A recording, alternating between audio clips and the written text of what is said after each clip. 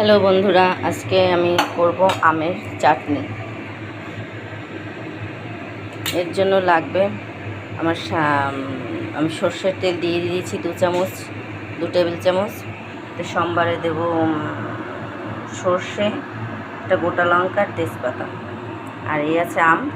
আর একটা ভাজা মশলা করব, চাটনি হওয়ার আগের মুহূর্তে দিয়ে দেবো 5 ফোড়ন, ওই 3-4টে কাঁচা শুকনো লঙ্কা আর তেজপাতা। ফোড়নটা হয়ে গেছে, এখন আমি আমটা দিয়ে দেবো।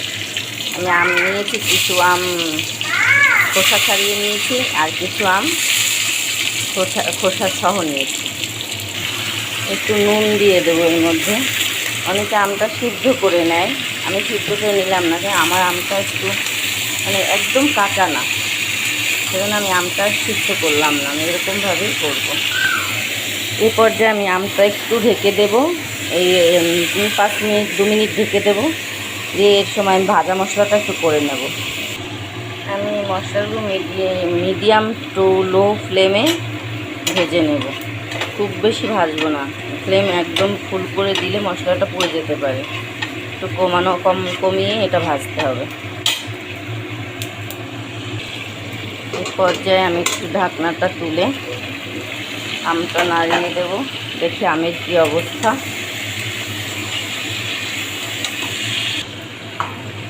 আবার একটু ঢেকে দেবো। ভাজা মশলাটা হয়ে গেছে, এবার নামিয়ে নেব। পর্যায়ে আবার ঢাকনাটা তুলে নিয়ে দেখি আমের কী অবস্থা।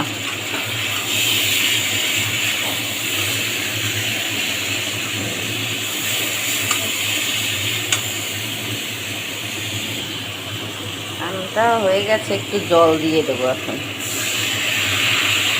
জল দিয়ে, আমি এখানে 4টে আম নিয়েছি, তাই আমি এরকম বুঝে আম বুঝে চিনি দিতে হবে। যার যেরকম আম সেরকম বুঝে, মিষ্টি যে যেরকম খেতে চায় সেরকমভাবে অ্যাড করতে হবে। আমি এখানে 4টে আম নিয়েছি, এই চিনিটা দেব। সবটা দিলাম না, কিছুটা রেখে আমি আরেকটু জল দেব। যদি চিনি একটু রেখে দিয়েছি, যদি আমার লাগে তো আমি পরে অ্যাড করে নেব। আমার আমটা একদম তো কাঁচা না, ওই জন্য একটু টক কম, সেজন্য হাতে একটু রেখে দিয়েছি চিনি, দেখি যদি লাগে পরে।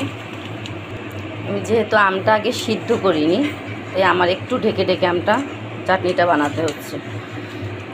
যাই হোক, এখন এই আমার তো দেওয়া হয়ে গেছে জল, যাই মশলাটা দেইনি, মশলাটা আমি করে নিয়েছি। এই যে ভাজা মশলাটা আমি করে নিয়েছি, একদম গুঁড়ো গুঁড়ো হবে না, আধা আধি গুঁড়ো গুঁড়ো হবে। তা আমি এটা করে নিয়েছি, এটা আমি পরে দেবো। এটা একটু ঢেকে রাখবো এখন।